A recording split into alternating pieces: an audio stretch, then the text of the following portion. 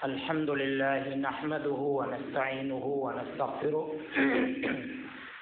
ونعوذ بالله من شرور أنفسنا ومن سيئات أعمالنا من يهده الله فلا مضل له ومن يضلل فلا هادي له وأشهد أن لا إله إلا الله وحده لا شريك له وأشهد أن محمدا عبده ورسوله أما بعد فإن خير الحديث كتاب الله وخير الهدي هدي محمد صلى الله عليه وسلم وشر الأمور محدثاتها وكل محدثة بدعة وكل بدعة ضلالة وكل ضلالة في النار. أعوذ بالله من الشيطان الرجيم. بسم الله الرحمن الرحيم. ولا يحسبن الذين يبخلون بما آتاهم الله من فضله هو خيرا لهم بل هو شر لهم سيطوقون ما بخلوا به يوم القيامة ولله ميراث السماوات والأرض والله بما تعملون خبير.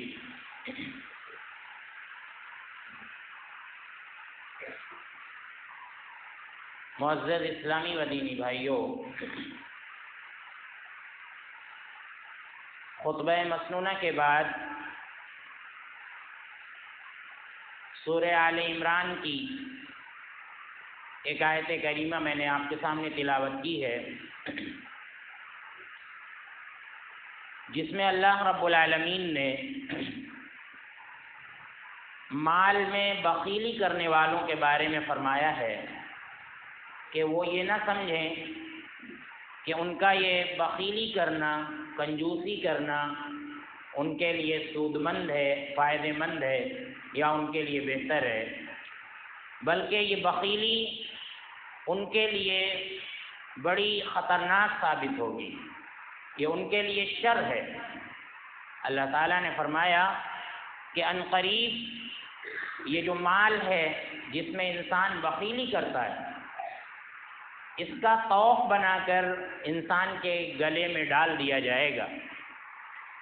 کیونکہ آسمان اور زمین کی جو میراث ہے، جو مال ہے، وہ اللہ رب العالمین کا ہے۔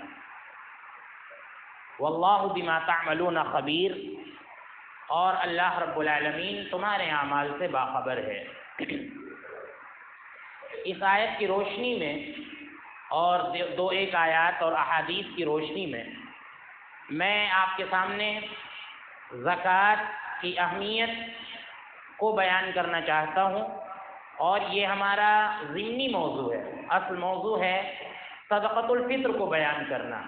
زکوٰۃ الفطر جو رمضان کی وجہ سے، روزوں کی وجہ سے فرض ہوتی ہے، اسے ہمیں آپ کے سامنے بیان کرنا ہے، لیکن ضمناً زکوٰۃ کا بھی اس میں ذکر کر دیا جاتا ہے، کیونکہ معاملہ ایک ہے، اس لیے اس میں زکوٰۃ اور زکوٰۃ الفطر کا ذکر ایک ساتھ کر دیا جاتا ہے۔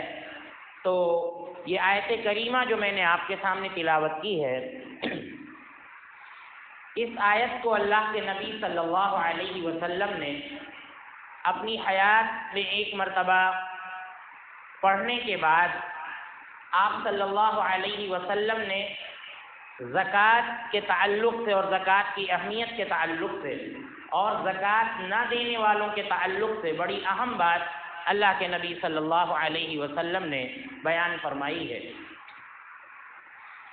ابو ہریرہ رضی اللہ عنہ حدیث کے راوی ہیں، کہتے ہیں کہ اللہ کے نبی صلی اللہ علیہ وسلم نے فرمایا کہ من آتاہ اللہ مالاً، اللہ رب العالمین نے اگر کسی شخص کو مال دیا ہے، فلم یؤدی زکاتہ، اور وہ اپنے مال کی زکوٰۃ نہیں نکالتا ہے صاحب نصاب ہونے کے باوجود، تو مثل لہ مالہ یوم القیامت شجاعا اقرعا۔ اللہ کے نبی صلی اللہ علیہ وسلم فرماتے ہیں کہ قیامت کے دن آخرت میں اس کے مال کو ایک گنجے سانپ کی شکل دے دی جائے گی، اور یہ گنجا سانپ اس کے گلے میں ڈال دیا جائے گا، جو مال والا ہوگا اس کے گلے میں ڈال دیا جائے گا، اس کا طوق پہنا دیا جائے گا، اور پھر وہ اس کو ڈستا رہے گا اور اپنے جبڑوں سے اس کو پکڑتا رہے گا، برابر ڈستا رہے گا، اور وہ کہے گا انا کنزکا انا مالوکا، میں تیرا خزانہ ہوں، میں تیرا مال ہوں، جس کو تو دنیا کے اندر جمع کر کر کے رکھتا تھا اور اس میں سے تو زکوٰۃ نہیں نکالتا تھا، غریبوں کا حق نہیں نکالتا تھا، میں آج تیرا مال ہوں جو اس شکل میں آ گیا ہوں، سانپ بن گیا ہوں۔ اور سانپ کی جو حیت اللہ کے نبی صلی اللہ علیہ وسلم بیان کی ہے، بڑی خطرناک، کہ اس کے اوپر دو نقطے ہوں گے، اور نقطوں کا ہونا یہ سانپ کی خطرناکی پر دلالت کرتا ہے، اور کہا جاتا ہے کہ جب سانپ کے اندر زہر زیادہ ہوتا ہے تو اس کے اوپر نقطے پڑ جاتے ہیں دو، تو بڑا ہی خطرناک سانپ، بڑا زہریلا سانپ صاحب نصاب پر اور صاحب مال پر مسلط کیا جائے گا، جو اسے ڈستا رہے گا اور اسے کھاتا رہے گا اور اسے برابر سزا دیتا رہے گا۔ پھر اللہ کے نبی صلی اللہ علیہ وسلم نے اپنی اس بات کی تصدیق میں یہ آیت تلاوت کی سورہ آل عمران کی، جو میں نے آپ کے سامنے تلاوت کی۔ اللہ رب العالمین فرماتا ہے کہ وَلَا يَحْسَبَنَّ الَّذِينَ يَبْخَلُونَ بِمَا آتَاهُمُ اللَّهُ مِنْ فَضْلِهِ، کہ وہ لوگ جنہیں اللہ رب العالمین نے اپنا فضل عطا کیا ہے، فضل سے مراد مال و دولت، خزانہ، جنہیں اللہ رب العالمین نے اپنا فضل عطا کیا ہے، اور اس فضل کو وہ اللہ کے راستے میں نہیں خرچ کرتے ہیں، غریبوں پر خرچ نہیں کرتے ہیں، اس میں بخیلی کرتے ہیں، کنجوسی کرتے ہیں، تو وہ یہ نہ سمجھیں کہ ہوا خیر لہم، یہ ان کے حق میں بہتر ہے، اچھا ہے، بل هو شر لهم، بلکہ یہ ان کے لیے بہت برا ہے۔ اللہ کے نبی اللہ رب العالمین فرماتا ہے فَيُطَوَّقُونَ مَا بَخِلُوا بِهِ يَوْمَ الْقِيَامَةِ، کہ جس مال میں وہ کنجوسی کر رہے ہیں، بخیلی کر رہے ہیں، اللہ رب العالمین اس مال کا طوق انہیں پہنا دے گا۔ اور طوق کیا ہوگا؟ سانپ، جیسا کہ اللہ کے نبی صلی اللہ علیہ وسلم نے فرمایا، اس سانپ بنا کر اللہ رب العالمین صاحب مال کے گلے میں ڈال دے گا۔ اللہ رب العالمین فرماتا ہے کہ وَلِلَّهِ مِيرَاثُ السَّمَاوَاتِ وَالْأَرْضِ، آسمان و زمین کی جو میراث ہے، جو مال ہے، یہ سب اللہ رب العالمین کا ہے۔ اللہ رب العالمین تو وقتی طور پر ہمیں اور آپ کو اس کا مالک بناتا ہے، ہمیں اور آپ کو عطا کرتا ہے۔ حقیقت تو یہ ہے کہ نہ تو یہ جان ہماری ہے اور نہ تو یہ مال ہمارا ہے، سب کچھ اللہ رب العالمین کا ہے۔ لہذا نہ تو جان کے تعلق سے، جیسا کہ نعرہ لگایا جاتا ہے کہ میرا جسم میری مرضی، تو نہ تو آپ کا جسم ہے نہ تو آپ کی مرضی چلے گی۔ اللہ نے، اللہ کے رسول نے کبھی یہ کہا کہ یہ تمہارا جسم ہے، ہمارا جسم نہیں ہے، یہ جسم اللہ کا دیا ہوا ہے، اللہ کی امانت ہے۔ لہذا اللہ کی مرضی کے مطابق، اللہ کی خواہش کے مطابق اس جسم کو ہمیں اور آپ کو استعمال کرنا ہے۔ اور مال، یہ مال بھی اللہ رب العالمین کا ہے۔ لہذا اللہ رب العالمین نے جس طرح سے کہا ہے مال کمانے کے لیے، اس طرح سے ہمیں مال کمانا ہے، اور اللہ رب العالمین نے جس طرح سے جہاں پر خرچ کرنے کے لیے ہمیں کہا ہے، اسی طرح سے ہمیں اللہ رب العالمین کے حکم کے مطابق مال خرچ کرنا ہے۔ تو یہ تو بات ہے فرض زکوٰۃ کی۔ لہذا پتہ یہ چلا کہ اگر کوئی صاحب نصاب ہے تو اس پر زکوٰۃ فرض ہے۔ اور نصاب کا معاملہ، ہر شخص جو ہے جس کے پاس مال ہے، جو زکوٰۃ دینا چاہتا ہے، وہ علماء سے رابطہ کر کے مسائل دریافت کرے۔ اگر وہ صاحب نصاب ہے، اس کا مال نصاب تک پہنچتا ہے، تو پھر وہ اپنی زکوٰۃ دے۔ جیسا کہ مشہور نصاب سونے اور چاندی کا آپ کے سامنے بیان کیا جاتا ہے، 7.5 تولہ سونا، 52.5 تولہ چاندی، اور اسی طرح سے اگر غلہ ہے تو 5 وسق۔ 5 وسق کا مطلب ہوتا ہے 300 صاع، اور 300 صاع کا مطلب ہوتا ہے تقریباً 7.5 کوئنٹل۔ 7.5 کوئنٹل غلہ اگر کسی کے یہاں ہوتا ہے تو پھر اس میں زکوٰۃ فرض ہے۔ اور غلے کا معاملہ ایسا ہے کہ اس میں سال گزرنا ضروری نہیں ہے۔ جب بھی غلہ ہوگا، غلہ تیار ہو جائے گا اور وہ نصاب کو پہنچ رہا ہے، تو اگر اپنی محنت سے اسے سیراب کیا ہے، اس میں اپنی محنت لگی ہے، تو پھر کم زکوٰۃ دینی ہے، 20واں حصہ دینا ہے۔ اور اگر اس میں محنت آپ کی نہیں ہے، پانی آپ کا نہیں ہے، سوتے سے سیراب ہو گیا ہے، یا اسی طرح سے بارش سے غلہ سیراب ہو گیا ہے، تو پھر اس میں 10واں حصہ دینا، زیادہ زکوٰۃ دینی۔ اور اسی طرح سونے اور چاندی کا جو نصاب بیان کیا جاتا ہے، 7.5 تولہ اور 52.5 تولہ چاندی، تو اس پر سال گزرنا ضروری ہے، سال کا گزرنا ضروری ہے۔ جب سال گزر جائے گا اس پر، تب زکوٰۃ فرض ہوگی، تب زکوٰۃ دینی ہے۔ اور اسی طرح سے کیش اگر کسی کے پاس ہے تو اس کا اندازہ بھی 52.5 تولہ چاندی سے لگایا جائے گا۔ اگر اتنا کیش کسی کے پاس ہے اور آج ہمارے پاس آیا ہے تو آج فرض نہیں ہے زکوٰۃ، بلکہ 1 سال گزر جائے، اور 1 سال گزرنے کے بعد نصاب کو ہمارا مال پہنچ رہا ہے، سونا یا چاندی پہنچ رہا ہے، تو اس میں زکوٰۃ ہے، زکوٰۃ دینی ہے۔ اسی طرح سے جانوروں کی زکوٰۃ، 5 اونٹ اگر ہیں کسی کے پاس تو اس میں زکوٰۃ ہے، 40 بکریاں کسی کے پاس ہے تو اس میں زکوٰۃ ہے، 30 گائے کسی کے پاس ہے تو اس میں زکوٰۃ ہے۔ اور ان کا بھی معاملہ یہی ہے کہ ان کا زیادہ انحصار باہر کے چرنے پر ہو، کہ باہر کا چارہ کھاتے ہیں۔ اگر انسان اپنے گھر کا چارہ انہیں کھلا رہا ہے، محنت کر کے، مشقت کر کے، تب ان میں زکوٰۃ نہیں ہے۔ تو ان سب باتوں کا خیال ہمیں زکوٰۃ کے تعلق سے رکھنا ہے۔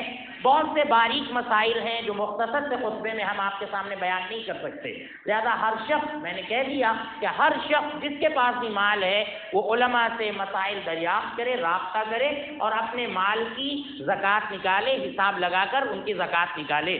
اسی طرح سے ایک مسئلہ میں یہاں پر ذکر کر دینا مناسب سمجھتا ہوں زیورات کی زکوٰۃ کے تعلق سے۔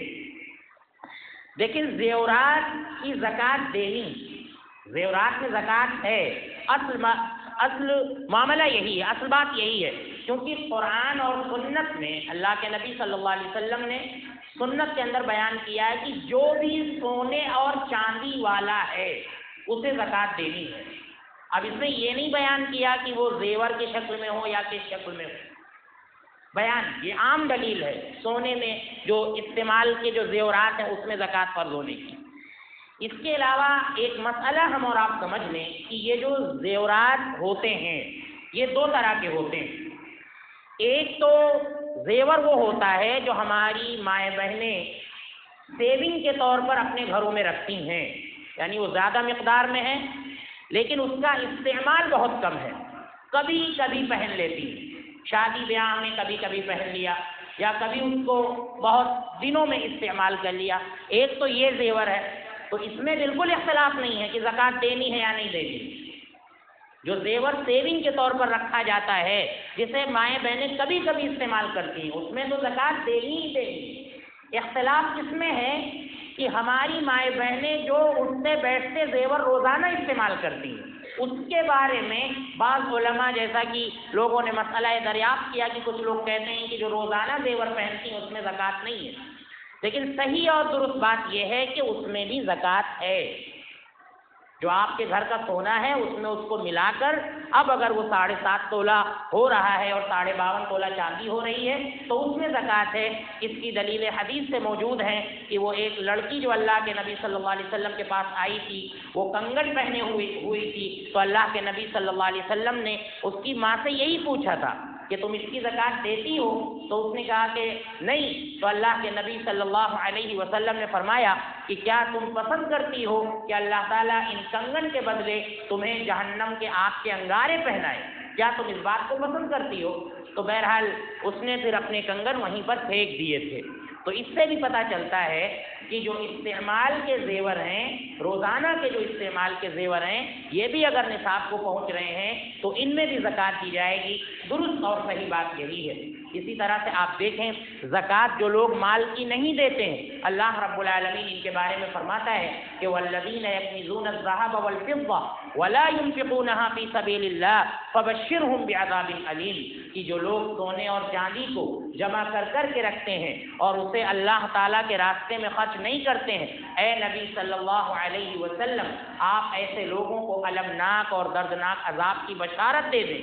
آپ دیکھیں عذاب میں کوئی خوشخبری نہیں ہوتی، کوئی بشارت نہیں ہوتی، یہ اللہ کی دھمکی ہے کہ ایسے لوگوں کو عذاب کی خوشخبری دے رہے ہیں نبی جو اللہ رب العالمین کے راستے میں اپنے مال کو خرچ نہیں کرتے ہیں اور سونے اور چاندی کو جمع کر کے رکھتے ہیں۔ اللہ رب العالمین فرماتا ہے کہ یوم یحمى علیہا فی نار جہنم، کہ اس دن اس سونے اور چاندی کو جہنم کی آگ میں چھپایا جائے گا۔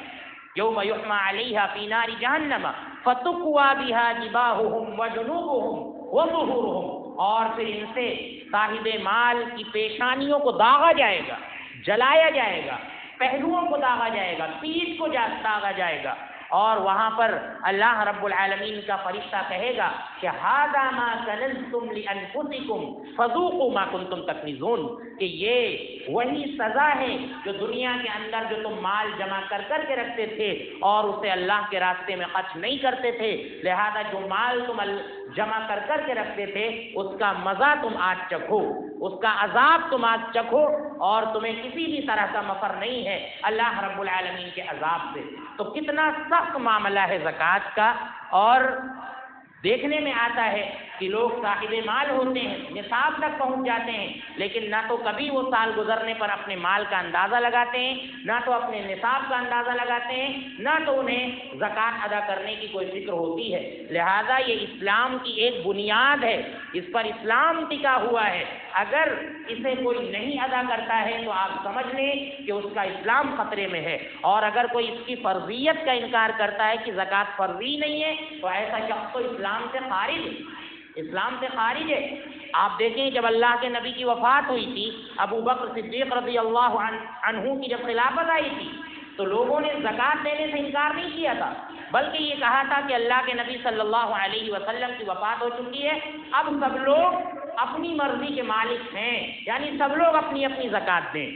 انہوں نے بیت المال میں دینے سے زکوٰۃ کو منع کیا تھا کہ اب ہمارا مال، ہماری زکوٰۃ بیت المال میں جمع نہیں ہوگی۔ تو ابو بکر صدیق رضی اللہ عنہ نے بڑا سخت موقف اختیار کیا تھا۔ انہوں نے کہا تھا کہ جو شخص نماز کے درمیان اور زکوٰۃ کے درمیان تفریق کرے گا، فرق کرے گا، میں ایسے شخص سے جہاد کروں گا۔ یعنی جس طرح سے نماز مسجد میں آ کر جماعت کے ساتھ پڑھنا ضروری ہے، اسی طرح سے زکوٰۃ بھی بیت المال میں جمع کی جائے گی، اور جمع کرنے کے بعد اس کو فقراء اور مساکین اور جو مصارف ہیں ان میں اس کو تقسیم کیا جائے گا۔ تو اتنا سخت معاملہ ہے زکوٰۃ کا، لہذا ہمیں اور آپ کو زکوٰۃ کے تعلق سے بہت محتاط رہنا چاہیے۔ جب بھی سال گزر جائے مال پر زکوٰۃ فرض ہو جاتی ہے، اور یہ بات بھی ہم دھیان رکھیں کہ فرض زکوٰۃ کا تعلق رمضان سے نہیں ہے، رمضان سے نہیں ہے۔ ہاں رمضان میں نفلی صدقہ کریں، ہماری زکوٰۃ رمضان میں فرض ہوئی ہے، رمضان میں دیں، لیکن آپ ہمیشہ رمضان میں زکوٰۃ نکالیں تو ایسا نہیں ہے۔ آپ کا سال ہو سکتا ہے رمضان سے پہلے پورا ہو جائے، ہو سکتا ہے رمضان کے بعد پورا ہو، تو جب بھی سال پورا ہو جائے تو آپ کو زکوٰۃ نکالنی ہے۔ اور بہرحال نفلی صدقہ زیادہ سے زیادہ رمضان المبارک میں کرنا چاہیے، اور اگر زکوٰۃ فرض ہو گئی ہے تو وہ زکوٰۃ بھی ہمیں رمضان المبارک میں نکالنی چاہیے۔ اسی طرح سے آپ دیکھیں کہ ایک خاص صدقہ جو اللہ کے نبی صلی اللہ علیہ وسلم نے روزے پورے ہونے پر فرض کیا ہے، اسے ہم اور آپ زکوٰۃ الفطر اور صدقۃ الفطر کے نام سے جانتے ہیں۔ ابن عباس رضی اللہ عنہ فرماتے ہیں کہ فرض رسول اللہ صلی اللہ علیہ وسلم زکوٰۃ الفطر، اللہ کے نبی صلی اللہ علیہ وسلم نے صدقۃ الفطر کو فرض قرار دیا ہے۔ اب آپ دیکھیں ایک بات معلوم ہو گئی کہ زکوٰۃ الفطر، صدقۃ الفطر یہ فرض ہے، اور کیوں فرض ہے اللہ کے نبی نے آگے بیان فرمایا کہ طہرۃ للصائم من اللغو والرفث، کہ روزے دار سے جو کوتاہی ہو جاتی ہے روزہ رکھنے کی حالت میں، کوئی لغو بات منہ سے نکل گئی یا اسی طرح سے کوئی شہوانی بات منہ سے نکل گئی، تو یہ جو باتیں نکل جاتی ہیں جو کہ روزے کے آداب کے خلاف ہیں، اللہ کے نبی صلی اللہ علیہ وسلم نے فرمایا کہ یہ صدقہ جو ہے صدقۃ الفطر ان کوتاہیوں کا کفارہ ہے، ان کوتاہیوں کا کفارہ ہے۔ اور اسی طرح سے دوسرا مقصد اللہ کے نبی صلی اللہ علیہ وسلم نے بیان فرمایا طعمۃ للمساکین، یہ مسکینوں کی خوراک ہے، مسکینوں کی خوراک۔ اور ایک دوسری حدیث میں اللہ کے نبی صلی اللہ علیہ وسلم نے فرمایا کہ عید کے دن تم ان غریبوں کو، ان فقیروں کو در در کی ٹھوکریں کھانے سے روک دو گے اگر تم ان کے گھر اپنا صدقہ پہنچا دو گے۔ تو یہ دو عظیم مقاصد ہیں صدقۃ الفطر کے، ایک تو جو ہم سے کوتاہی ہوئی ہے اس کا کفارہ ہو جاتا ہے، دوسرا مقصد غریبوں کی، فقیروں کی، مسکینوں کی خوراک۔ اور اسی حدیث میں اللہ کے نبی صلی اللہ علیہ وسلم نے اور ابن عباس رضی اللہ عنہ نے اس کا وقت بیان فرمایا کہ من اداہا قبل الصلاۃ فہی زکوٰۃ مقبولہ، کہ جس نے اس صدقے کو ادا کیا، اس زکوٰۃ کو ادا کیا نماز سے پہلے، فہی زکوٰۃ مقبولہ، تو یہ صدقہ مقبول ہے، یہ قبول ہے صدقہ، یعنی وہ صدقۃ الفطر ہے۔ اور ومن اداہا بعد الصلاۃ فہی صدقۃ من الصدقات، اور اگر کسی نے اس کو نماز کے بعد دیا تو فہی صدقۃ من الصدقات، تو یہ ایک عام صدقہ ہے، صدقۃ الفطر نہیں ہے۔ صدقۃ الفطر کا وقت جو ہے وہ ہر حال میں نماز سے پہلے پہلے ہے۔ اب آپ دیکھیں کہ صدقۃ الفطر کب ادا کرنا چاہیے، اب اس سلسلے میں ہمیں اور آپ کو محتاط رہنا چاہیے۔ اور سمجھ لینا چاہیے اچھی طرح سے. دیکھیں صدقۃ الفطر شروع رمضان سے اگر کوئی ادا کرنے لگے اور 20 تک ادا کرے، 25 تک ادا کرے، ادا کرتا رہے اس طرح سے، تو یہ جائز اور درست شکل نہیں ہے. صدقۃ الفطر کا جو اصل وقت ہے وہ آخری روزہ افطار کرنے کے بعد، یہ اصل وقت ہے، آخری روزہ افطار کرنے کے بعد. اور ویسے ایک اثر ہے صحابی رسول کا کہ 1-2 دن پہلے، عید سے 1-2 دن پہلے وہ ادا کر دیا کرتے تھے. اور اس پر تقریباً آپ سمجھ لیں سب کا اتفاق ہے کہ اگر بہت پہلے ادا کرنا ہے عید سے تو بس 1-2 دن پہلے، ورنہ آخری روزہ افطار کرنے کے بعد یہ ادا کیا جائے تب تو یہ بہتر ہے. اور نماز ادا کرنے سے پہلے ہر حال میں اس کو ادا کر دینا چاہیے. تو یہ تو رہا اس کا وقت. اب آپ دیکھیں کہ صدقۃ الفطر کس چیز سے دیا جائے گا، کس چیز سے دیا جائے گا. تو ہمارے اور آپ کے یہاں مشہور کیا ہے؟ گیہوں، گندم مشہور غذا. اور مشہور غذا یہ ہے بھی کیونکہ اس کا ہم آٹا بناتے ہیں اور روٹی ہمارے یہاں کی مشہور خوراک ہے. تو گندم سے ہر کوئی اندازہ لگاتا ہے، تو ٹھیک ہے اندازہ لگایا جا سکتا ہے. گندم تو کتنا دیں گے؟ 1 سا. 1 سا. اب آپ دیکھیں کہ یہ سا یہ کوئی بانٹ نہیں ہے، بلکہ یہ ایک برتن تھا جس سے اللہ کے نبی صلی اللہ علیہ وسلم اندازہ لگایا کرتے تھے، اور جس میں آپ سمجھ لیں 2.5 کلو، 2.25 کلو اتنا غلہ، اتنا اناج آیا کرتا تھا. لہذا 2.5 کلو، 2.25 کلو تک یہ صدقۃ الفطر ہے اور یہ اس کی مقدار ہے گندم سے. اس کو نکالا جائے. اسی طرح سے آپ دیکھیں کہ احادیث میں کئی ایک اجناس کا ذکر ہے. ہمارے یہاں معاملہ یہ ہے کہ جو امیر شخص ہے وہ بھی گندم سے اندازہ لگاتا ہے، جو غریب ہے وہ بھی گندم سے اندازہ لگاتا ہے. تو ایسا نہیں ہونا چاہیے، بلکہ جن اجناس کا ذکر کیا ہے ان ساری اجناس کو سامنے رکھنا چاہیے. دیکھیں حدیث کے اندر کشمش کا ذکر ہے کہ اگر 1 سا کوئی کشمش نکالے تو کتنا بھلا ہوگا غریبوں کا، آپ سوچیں. حدیث کے اندر پنیر کا ذکر ہے. پنیر 2.5 کلو، 2.25 کلو پنیر اگر کوئی نکالے تو آپ سوچیں کہ غریبوں کا کتنا بھلا ہوگا، وہ پنیر کتنا مہنگا بکے گا. تو ان خوراک کا احادیث کے اندر ذکر ہے. 2.5 سے 2.25 کلو تک انہیں نکالنا چاہیے. اب آپ دیکھیں بہتر یہی ہے، افضل یہی ہے اور سب سے درست بات یہی ہے کہ صدقۃ الفطر میں خوراک نکالیں، خوراک نکالیں. ہمارے یہاں قیمت کا رواج ہے اور قیمت کا رواج بڑھتا جا رہا ہے. حالانکہ آپ دیکھیں علماء کی اس سلسلے میں 2 رائے ہیں. کچھ لوگوں نے تو بڑا سخت موقف اختیار کیا ہے حدیث کو سامنے رکھ کر کہ حدیث کے اندر صرف خوراک کا ذکر ہے، لہذا خوراک ہی نکالا جائے. اور اللہ کے نبی صلی اللہ علیہ وسلم کے زمانے میں بھی سونے اور چاندی کی کرنسی موجود تھی، لیکن اس کے باوجود آپ صلی اللہ علیہ وسلم نے پیسوں کا ذکر نہیں کیا، درہم و دینار کا صدقۃ الفطر میں ذکر نہیں کیا. اس کے باوجود آپ نے خوراک کا ذکر کیا. تو انہوں نے بڑا سخت موقف اختیار کیا ہے کہ خوراک ہی سے نکالا جائے. اور جبکہ دوسرے لوگوں کی، بعض لوگوں کی رائے یہ ہے کہ اگر قیمت بھی نکال دیں تو صدقۃ الفطر ادا ہو جائے گا. بہرحال کوشش یہ کریں کہ اگر آپ کے پاس قیمت بھی ہے تو اس کے بھی خوراک لے لیں، آپ خوراک دیں شکوک و شبہات سے بچتے ہوئے، تو یہ بہت ہی بہتر ہے. اس کا ہمیں اور آپ کو خیال کرنا چاہیے. اسی طرح سے آپ دیکھیں کہ صدقۃ الفطر یہ ہر شخص کی ذمہ داری ہے کہ جس کے اوپر بھی فرض ہے غریب آپ کے گھر میں نہ آنے پائے، بلکہ آپ کی ذمہ داری ہے کہ آپ یہ صدقۃ الفطر لے جائیں اور اس کے گھر میں لے جا کر پہنچائیں تاکہ اس کی ضرورت پوری ہو سکے. اور اپنے گھر کے ہر فرد کی طرف سے آپ سمجھ لیں کہ اگر کوئی بچہ اسی دن پیدا ہوا ہے تو اس کی طرف سے بھی صدقۃ الفطر نکالا جائے گا. اور بعض لوگ اس دھوکے میں رہتے ہیں کہ اس کا تعلق نصاب سے ہے، یعنی جو لوگ زکوٰۃ دیتے ہیں وہ صدقۃ الفطر دیں گے اور جو لوگ زکوٰۃ نہیں دیتے ہیں وہ صدقۃ الفطر نہیں دیں گے. بعض لوگ اس غلط فہمی میں. حالانکہ صدقۃ الفطر کا تعلق مال سے نہیں ہے بلکہ بدن سے ہے. بدن سے ہر بدن کی طرف سے نکالا جائے گا. اور زکوٰۃ کا تعلق مال سے ہے، صدقۃ الفطر کا تعلق بدن سے ہے. لہذا ہر شخص کی طرف سے، چاہے وہ آزاد ہو، چاہے وہ غلام ہو، چاہے وہ مرد ہو، چاہے وہ عورت ہو، چاہے وہ چھوٹا ہو، چاہے وہ بڑا ہو، ہر شخص کی طرف سے صدقۃ الفطر نکالا جائے گا۔ اور نکالنے والے کی ذمہ داری ہے کہ جو بھی غریب اور مسکین ہیں ان تک ان کو پہنچایا جائے۔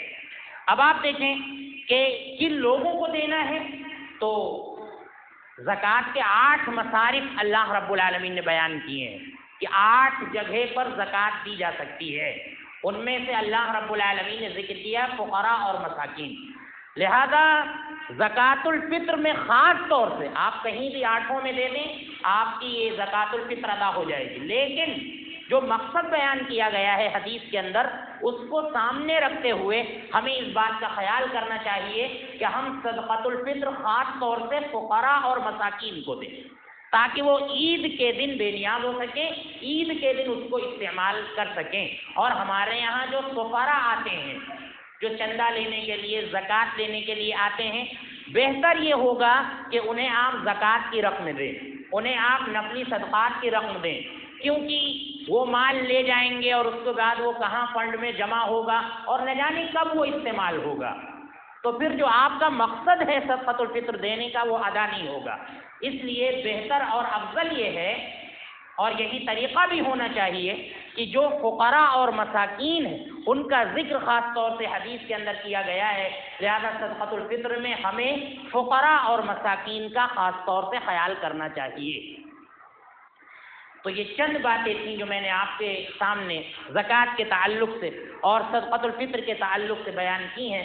لہذا زکوٰۃ کی ادائیگی میں اور صدقۃ الفطر کی ادائیگی میں ہمیں ان باتوں کا بھرپور خیال کرنا چاہیے، اور ہمیں کوشش یہ کرنی چاہیے کہ ہم زیادہ سے زیادہ اللہ رب العالمین کے راستے میں مال خرچ کرنے والے بنیں۔ اللہ رب العالمین نے تقریباً 82 مقامات پر زکوٰۃ کا ذکر فرمایا ہے قرآن کریم کے اندر، غریبوں اور مسکینوں پر خرچ کرنے کا ذکر فرمایا ہے۔ اور اگر ہم اپنے مال کو جمع کر کے رکھتے ہیں اور مال کو سینت کر رکھتے ہیں، تو ایسے شخص کی اللہ رب العالمین نے اور اللہ کے نبی صلی اللہ علیہ وسلم نے بڑی مذمت بیان فرمائی ہے کہ یحسب ان مالہ اخلدہ، انسان اپنے مال کو اس طرح سے جمع کر کے رکھتا ہے کہ ایسا لگتا ہے کہ اس کا مال اسے اس دنیا کے اندر ہمیشہ زندہ رکھے گا۔